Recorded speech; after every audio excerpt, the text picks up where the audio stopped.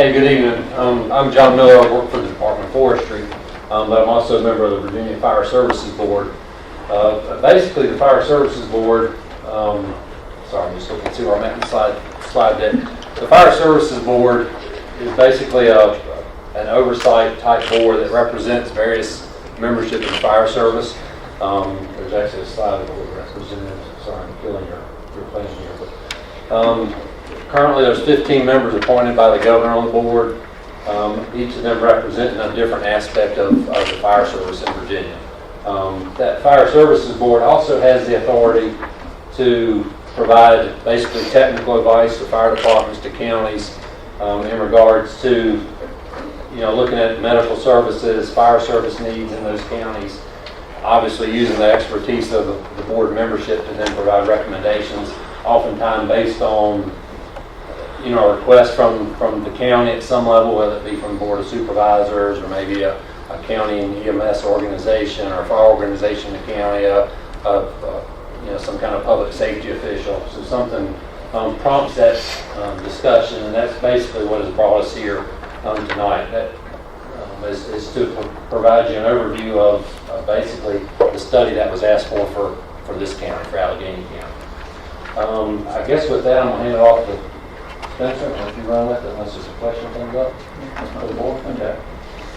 Good morning, members, board, and supervisors. I'm Spencer Willett. I'm with the Department of Fire Programs, and so I'm the staff liaison with the Fire Services Board. So I'll primarily be leading through the presentation today. And then behind me is also Ken Brown. He is the Department of Fire Programs Community Risk Reduction Coordinator. Tonight, generally, Chief Miller did a good job of giving an overview of what the board does and how our process works. But we also will go through the actual recommendations in the report. The report is a little longer than this presentation. This is meant just mostly as an overview. And as you mentioned, there are 15 board members that are appointed to the board. They meet quarterly, and they are the ones that approved this study officially back at their February meeting held in Virginia Beach. How it works, as Chief Miller mentioned, the locality would request that study. In this case, this body did. We conduct that preliminary information on behalf of the board as an agency, and then we actually conducted a site visit here in Alleghany County back in October. And it consisted of three major entities: the Fire Services Board, which Chief Miller is part of, and also Ben Reedy, which represents the insurance industry. The agency, Department of Fire Programs, included Ken Brown, myself, and our regional division chief that's responsible for Alleghany County, that's Dennis Price. And then the Virginia Office of Emergency Medical Services, which they are the state experts on EMS. They could not be with us tonight, but that was Chris Furnaby. He's their systems planner. So the EMS recommendations mostly came from them, but we'll do our best to try to hit on those throughout our presentation. As we mentioned, this board sent a letter to us on January 4th, back in 2023. We were here for 2 days in October, meeting with the different fire departments and EMS agencies, and also the Director of Public Safety. We also met with some officials from the city of Covington, although they were not an official participant in the study because they are surrounded by the county. We felt that it was pertinent to meet with them. This is a map pulled from Alleghany County's own GIS system that we went ahead and labeled with the fire districts that you can see there. So you have your 7 fire districts. This is not including your EMS coverage areas. And it also includes the city of Covington there in the center. So we'll start with kind of the largest recommendation. We rank them, and star number 1 is paid EMS service. So one of the recommendations we have is that the county needs to start analyzing where their EMS calls for service are located at and what level of care that service requires. So in the state, we usually differentiate between basic life support, BLS, and advanced life support, ALS. We are not making any specific recommendations on the type of care, but the Director of Public Safety or his staff needs to start doing some analysis of that so that way the county can make decisions on where to place those transport units and also what kind of care needs to be provided. We also recommended an EMS work group. That would be something that would be under the Director of Public Safety, and that would look at the future primarily of EMS in the county, which right now has historically been conducted by volunteer-only organizations. But unfortunately, we've seen at state-level studies and also here in Alleghany County that volunteerism is in the decline, and that counties and most jurisdictions need to start considering what that might look like without those volunteers answering those calls for service. One thing that the State Office of EMS is always going to recommend is that there's one county EMS license. So currently, your EMS entities here are all separately licensed. There's a number of issues with that. For one, If a rescue squad member is riding a rescue squad rig of another rescue squad and they're not covered under their license, and that becomes a legal liability. If Alleghany County procured their own EMS license through the Office of EMS that covered all of their providers, it eliminates that liability and also gives some more control over what that looks like with one O&D. Your levels of service would be the same from rescue squad to rescue squad, or also if you ever decide to hire your own EMS staff, you're going to have an EMS license by law, or else you can't provide EMS in the county. Utilizing the Standards of Excellence program, which is discussed more inside of that program, that's a state level program.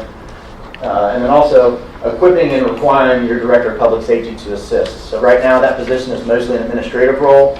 We foresee that role is going to have to start taking more of an operational role in some capacities, and if they're on the road and there are no ambulances nearby, they should be trained and have the equipment to stop and render aid, waiting for one of those transport units to come from another jurisdiction. We are recommending that the county consider hiring part-time staff for a daytime transport unit. So that's where we saw the biggest deficiency currently, is during the daytime hours. When volunteers, it's more difficult for them to get a rig out the door. And we're recommending that be in the western end of the county, mostly because currently the town of Clifton Forge does have a staffed transport unit that the town provides for. And you'll notice that's another suggestion here, is that the county and the town do need to look at signing some formal MOU establishing that relationship. Currently the town is providing that, but if the town decided to stop providing that transport service, then the county would lose that career transport unit on that end of the county, and you would be relying on all volunteers again, which, as I mentioned, is starting to be a struggle here in this area. And the other thing we would recommend is possibly purchasing what we call a quick response vehicle, and that would be something that you could provide an ALS provider to respond out and assist your transport units, especially if they're BLS only, for those very critical calls. It kind of leaves them free to travel across the county rather than being dedicated to a specific district, whether fire or EMS. One thing also to note on this is that we are not recommending the county buy their own ambulances. We think that most of the apparatus that we saw were in good shape, that were well maintained by your volunteer organizations. So if you do desire to hire part-time staff, we would recommend that they would use the volunteer apparatus, but you would need to formalize that in some kind of agreement on who would be maintaining some of that apparatus and those expectations. Another thing that we looked at was your emergency communication system here in the county, and we are recommending a regional 911 center. So we were surprised to find out that the county's 911 center and the city's 911 center were less than a mile apart in Covington. We believe that through a combination of those services that it might work out better. We listed some examples here in areas from across the state. You have the New River Valley in the Blacksburg area. Charlottesville has a very successful example, and also the Eastern Shore, which all of the localities on the Eastern Shore currently are on a joint 911 communications center. And there's also multiple funding streams that we mentioned inside of the actual report that allow that to happen. That's not an overnight process. That's definitely something that would take some time. And that would be something that you would need to contact the Department of Emergency Management, also Office of EMS. Those are the actual regulators of 911 communications and standards and grant funding. But that is one of our major recommendations. Is right now we're a little worried that both your PSAPs are currently in the same location. So if something happened to one of them, it's probably going to happen to the other one if there was flooding or an emergency. So separating those or putting those into one center would be a recommendation. The other thing is consistent training for our dispatchers. One thing that the state lacks is that the current dispatcher standards are all related to law enforcement for the most part, very little spent on fire and EMS. We were provided with this actual PowerPoint, that's the screenshot there, by one of your volunteer members, that they did provide this training to the 911 dispatchers at the Sheriff's Office. We believe that that program should be expanded, and that should be a requirement for your 911 dispatchers to go through. That way they understand the kind of needs that your fire and EMS stakeholders have in the community. And again, this can be built off that program, or a whole new program could be developed. The Director of Public Safety, of course, is kind of a singular role currently in Alleghany County that's overseeing your working with your fire and EMS entities. We think that role needs to be codified, and specifically what that role is supposed to be doing, whether that'll be an operational role, an administrative role, some combination of the two. And we also recommend a redevelopment of the job description. So we could not we were not provided a job description. We did find one on the county website from a few years back that we used to make the basis of our recommendations. And so we are recommending, as part of that process, that role is going to become more operational, that that the county should consult with the United Fire Rescue Association on what that relationship might look like. Developing an organizational chart, which there's no current public safety organizational chart that relates the Director of Public Safety to your volunteer fire departments and rescue squads and possibly future part-time staff is also a recommendation. And also developing the mission and vision statement for your public safety of what this county would like your public safety team to look like in 5 or 10 years is also a recommendation. We will discuss a little later why a business manager may be important when we discuss some billing and aspects of fire EMS, but we are recommending that eventually if there's money in a budget to give additional staff, that there maybe be a business manager or administrative support role toward your Director of Public Safety. We are recommending that they find a way to support grant writing. So most of the departments we spoke to are doing their own grant writing. Grants are very competitive, especially your federal grants like SAFER and AFG. The state grants are also fairly competitive. Having someone on staff or on contract that has experience doing grant writing will probably save dollars in the long run. But right now your volunteer entities are doing that themselves. We would recommend a yearly review of the county's funds and the grant funds that are being used by your volunteer entities. That way you as a board of supervisors can see where your money is actually going once it gets to those volunteer companies. And that increases that accountability for those companies, which we did not see any deficiencies in our limited review, but we are not auditors, of course. So definitely something we always recommend. The last thing we'll mention here on this before we move on is that we also believe that your Director of Public Safety needs to be independent of your volunteer agencies. We always will recommend that they should not be a member of a volunteer agency, and that's why we made that recommendation earlier that they should have gear and appropriate equipment provided to them from the county to eliminate that need, and that would increase some transparency there. And this is where we talk about the operational changes that we are recommending. I want to say to the volunteers in the room that we are not recommending that your Director of Public Safety become a county fire chief. We did not see the need for that. What we are recommending is that they do have the capabilities to be operational, and in the absence of your local fire district chiefs or officers, if they're first arriving, they should be equipped to be in charge of that incident scene until additional people arrive. Also, during regular business hours, that person could serve as an incident safety officer. Currently, most large departments have incident safety officers. Many rural ones do not, that we see. But that's an important role to maintaining the safety of both the citizens and also the firefighters that are involved in those hazardous environments. And then also SOPs and SOGs, which we'll discuss, the Director of Public Safety should be enforcing those. If the county is providing money to these departments and there's an expectation of service, then the Director of Public Safety should have the authority to enforce those on those departments that are not following them. So I'm going to turn it over to Ken here. He's our Community Risk Coordinator for our Community Risk Assessment Conference. Ken? Thank you. So community risk assessment, I mean, that sounds like a big term and everybody, it's really not as big and as complex as what we make it oftentimes. Community risk assessment. Community is any group of people with like needs or a like mission, okay? So individual fire departments, individual organizations within the county, or the county as a whole could be a community. Looking at the risk, and risk is a scary thing of what's at risk. Risk is only what are the concerns that could cause you to go off balance with the normal operations. And of course, an assessment is just looking at what they are, identifying them, and prioritizing them. And so we would strongly suggest that you have several assessments that we allude to in this. And they can be broken out into smaller assessments that can be done individually, or you can lump them together in a big project. We found that taking them a little bite by bite is a little bit easier, and you get used to, you suffer through the first one and learn the pitfalls, and then the other ones go quite a lot better. And that way you don't go through something really big and take the chance of getting thrown off whack there. So, like I say, it can be that narrow focus of such as the paid EMS staff. We were talking about where to put them, or look at the number of calls that you had and what type of calls. You could do a narrow focus CRA on that sort of an incident as well.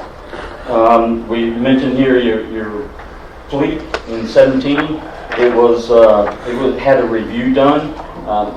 There was concerns that it wasn't quite as comprehensive as it needed to be, and there were still a lot of questions that need to be answered with that. So there again is another issue where you could do a quick assessment and help out and come to a plan.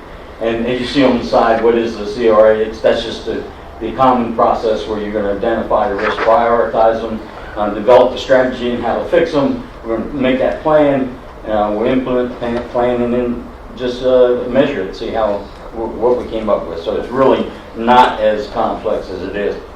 And on any of these, if you should decide to do a mirror focus study, you can request fire programs, and we'll come back and help get you started on that. Of course, we won't do it all for you. That would be something that you would want to do yourself, but we definitely provide the guiding hand there.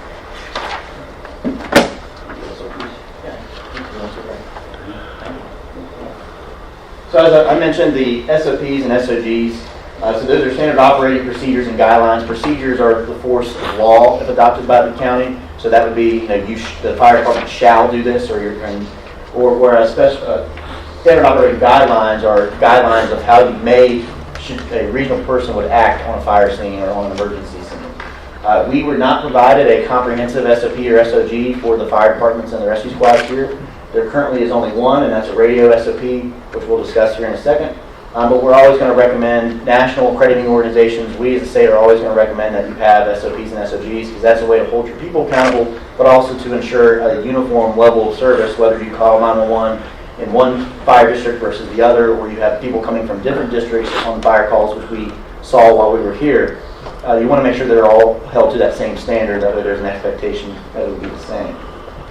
We would recommend that those are codified once they're created through a work group scenario. So we would say the Director of Public Safety and your volunteer fire EMS agencies would need to work together to develop what those look like. There are plenty of localities across the Commonwealth that have done this. We also included some suggestions of very complex ones versus some very preliminary ones in the report. But we would recommend that the county do adopt those to be enforced by the Director of Public Safety and the chief officers of your fire departments and rescue squads. The current SOP, as I mentioned, is only related to radio operations. We're recommending that that be added to this manual once it's complete. But in general, the only change to that would be regular accountability checks for your firefighters. That would be done by dispatch to make sure that they're all accounted for. But other than that, we were very happy with the current radio SOPs. So we feel like that the county could move ahead with other SOPs and SOGs based on that same thing. So the big question often that we hear at fire programs and at the Fire Services Board is about volunteerism. It's no doubt that it's down across the state. A recent study where 83% of the localities in the state responded said that the majority had seen their volunteerism decline to the point where they could no longer provide adequate services, or they were struggling to provide adequate services.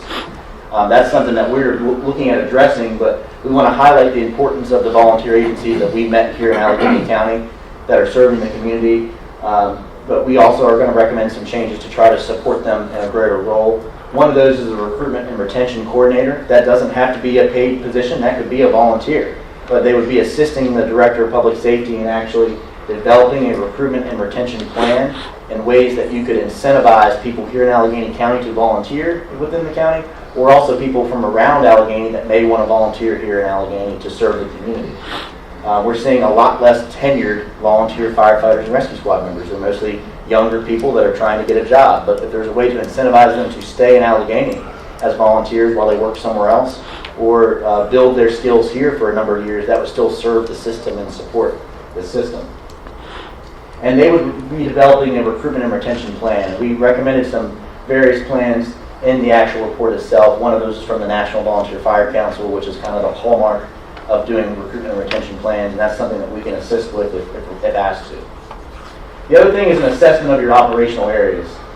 So fire departments for a very long time have always thought that you need somebody to be able to do everything: drive, fight the fire, be in charge, do the support, do the fundraising. It's a significant time constraint. So we would recommend that all your volunteer fire departments look at different classes of membership. You could have people that do administrative work, that do the fundraising, that aren't always the ones that are going on those emergency calls, so it frees up those people that are operational. That's something that unfortunately we have to look at today because there's such a decline in volunteers of where can we plug in other people from the community to assist those organizations with their kind of background work that's required. Participating in VolSAP is a recommendation. And so VolSAP is the Volunteer Firefighters and Rescue Squad Workers Service Award Program, and so that's almost a retirement. And I put quotes around that for volunteers. The county could match funds by the volunteers themselves, and then once you hit a certain age and certain years of service, then that money can be pulled out, just like a VRS retirement. It's managed by the state, and it was made specifically for volunteer firefighters and rescue squad workers. The Code of Virginia does allow counties and cities to give a personal property tax deduction or elimination for volunteer fire and EMS. We would recommend that the county consider doing that. And that is one simple way of, it's usually just one primary vehicle for your volunteers. Developing an incentive program, and that would be funded through EMS billing, which we'll discuss here in a minute. But that would be something also that you could implement. And then also a yearly recognition and awards ceremony. Most of your volunteer entities do that themselves now, but if the county did an event, whether that's an actual formal ceremony or more of an informal ceremony with the board of supervisors and the county administrator, that might be a way to recognize all of your providers in the county, including your paid director of public safety. So funding is another big question. We do not make specific recommendations related to funding, but one thing that we will say is that volunteer agencies will require greater support as we move into the future. Costs of equipment have went up approximately 40% in the last couple of years. In some cases for fire apparatus, it's even higher than that, where most engines are now costing over $1 million. Most volunteer agencies cannot fund that. We understand that most localities have difficulty funding that. That's something that there are larger discussions going on in the General Assembly and at the state level, but I can't give you a good answer tonight on if there's going to be a fix for that. But I will tell you that your agencies are going to need more support to continue to provide those services as we move down the road. As I mentioned earlier, annual audits of your volunteer fire departments and EMS agencies probably should be required. As I mentioned, we didn't have any deficiencies while we were here, but having an actual auditor look through the books each year and providing that update either to this body or the county administrator would be a recommendation. And there's a number of grants that we recommended inside of the actual report from the Department of Forestry, from the Department of Fire Programs, or from the Department of Health's Office of EMS that are available for building burn buildings or funding EMS projects or even doing dry hydrant programs in areas where you don't have fire hydrants. Ken, do you want to take this? So what we've seen in some other localities is with the fee-for-service for medical billing is that we've kind of thrown out an idea here, creating those part-time positions that for the EMS response and a part-time position, at least a part-time position for the billing. And that way, each individual, right now, anyone that is billing, they are doing their own system and they're having to pay someone to do the billing for them, or they're putting in mega hours to do the billing themselves. This would put all of the billing into a central place, which the county, this part-time or full-time position, would fund and send out all the billing, and then based on the billing when it comes back, it could be, this is simply one recommendation, where 60% of the returns are going to the actual department that makes the call, and 40% of that is going to the county to cover the EMS providers and the EMS billing costs as well. And that way we ensure that everything is consistent across the system.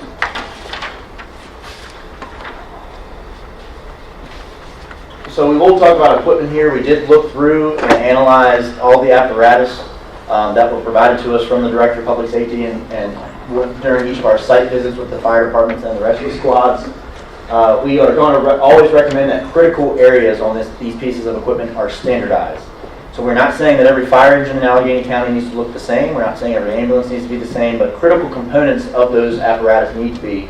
Those include your pump panels, your hose loads, your nozzle types, and your self-contained breathing apparatus. So right now we know there are different types of SCBA throughout the county. The issue with that is you can't always use them interchangeably. And so in a rescue situation or when a firefighter declares a mayday, you may not necessarily be able to use one pack to hook up to the other and serve that down firefighter.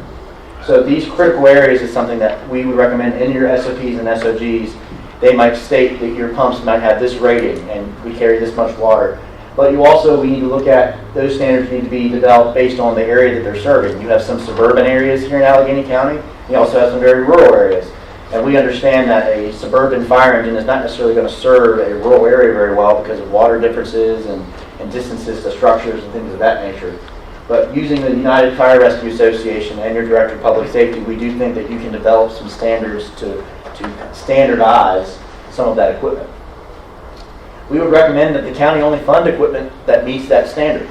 I know that these organizations will come to this board and ask for funds for these apparatus. We believe that if you develop these standards and they're agreed to by the Fire Rescue Association and this board, that you should fund those at a minimum. And that the volunteer agencies themselves could fund any upgrades through their own pockets rather than from the county funds. But again, critical areas shouldn't be altered because if I show up on a fire engine from Clifton Forge in Falling Springs District, I should be able to know how to use it probably because of how few volunteers there are in between. Training is something that we as the Department of Fire Programs provide here in the Commonwealth for firefighters. There is no required training in the Commonwealth of Virginia for firefighters, but one thing we will recommend is that the training coordinator be designated, whether that is the Director of Public Safety himself or one of the volunteers in the county that wants to take on that role. And they would be in charge of scheduling that interagency training amongst your departments. They do that informally currently, but not in any formal capacity. They could maintain certain records, and they also would be a liaison to our regional division chief and also to the Virginia Office of EMS. We also would recommend a regional fire training center. So we understand that there was a live fire burn structure in the city of Covington. That structure is condemned and is no longer usable according to the state. It does not meet the safety standards of the NFPA requirements. So we would suggest that the county approach the city or even other regional partners in possibly going to build a training center and including that with a burn building. There are a number of grants we mentioned in the actual packet. $480,000 you can get from the Department of Fire Programs to start building one of those buildings. And so partnering with other areas, we're seeing that a lot more commonplace because they're so expensive. And then because of how often they're used, you can Alleghany County may have it for this week, the city may have it next week, but it's all, as long as you meet those burn standards, you can both use the building. And then also the EMS Officer Program, that is a program, again, like the Standards of Excellence, that the State Department of Health's Office of EMS offers to improve on your EMS officers here in the county, which are currently mostly all volunteers. These recommendations are mostly geared towards your United Fire Rescue Association rather than this body. Their bylaws were last updated in 2018. We would recommend a review of those and an update of those. We also think that the membership needs to be clarified. So the City of Covington, it says in their current bylaws can be members. We think they should be members of it because they have a response district here in the county that they provide for through an MOU with the county. They also need to clearly list out the voting members of who comprises the United Fire Rescue Association. And we would recommend that is fixed before that group starts working with the county to develop some of these recommendations. We also want to recommend regular meetings with county officials. So we believe the county administrator should at least biannually attend Fire Rescue Association meetings. From what we understand, the Director of Public Safety has been in attendance at those meetings, but we do believe that because the majority of your fire rescue services are provided by the volunteers here in this jurisdiction, that all levels of county government need to be well acquainted with your fire rescue chiefs and their leadership. And then again, at least annually, we would suggest that you, the Board of Supervisors, leadership, or the leadership of the board, meet with the Fire Rescue Association because ultimately their plans for providing public safety in the county should align with this board's plans to provide the best possible service. We took a limited look at facilities. We are going to say that an MOU outlining expectations on expenses, that the county could provide some level of paying for some expenses for some of these facilities. But that needs to be written in a formal document somewhere.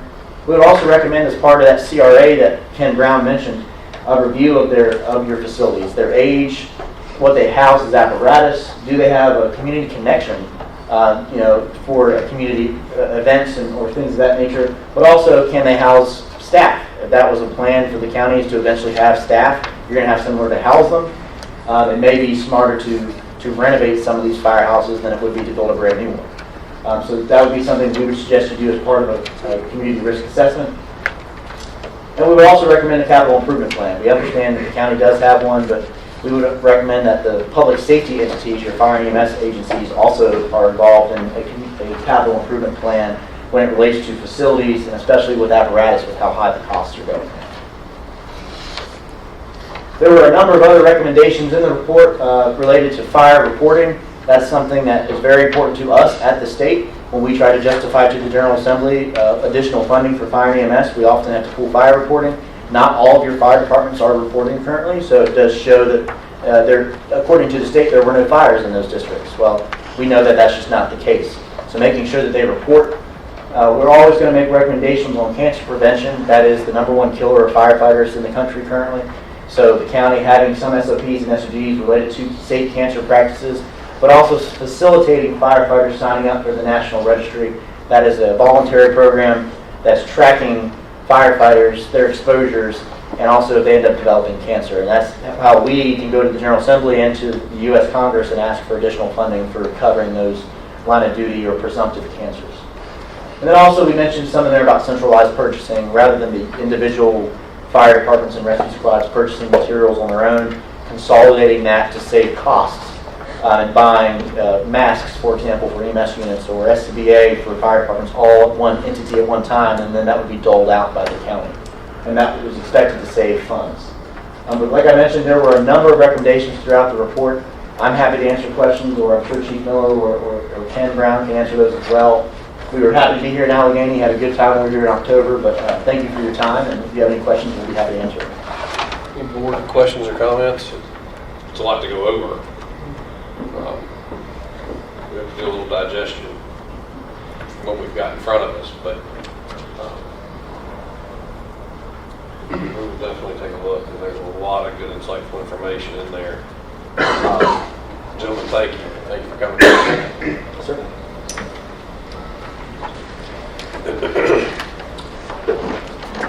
Matt, can I just make a comment? Yes, ma'am.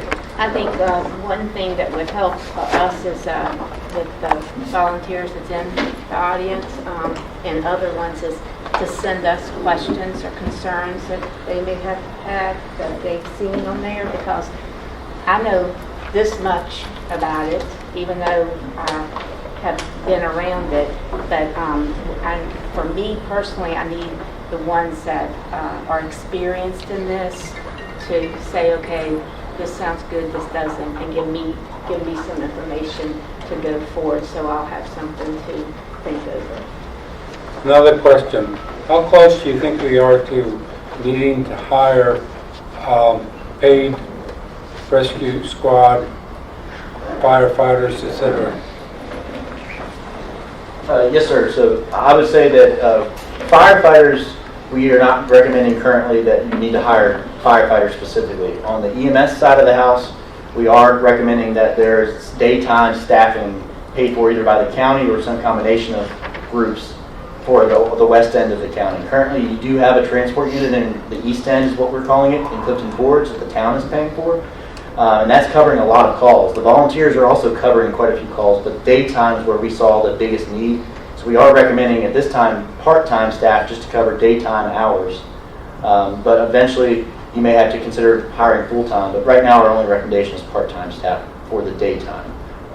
We typically recommend that they are cross-trained as firefighters, just so that way it gives you more options when it comes to emergency response, but we didn't see a significant need for firefighters when we were here in Alleghany County. It was more the EMS side of the house that was struggling during the daytime.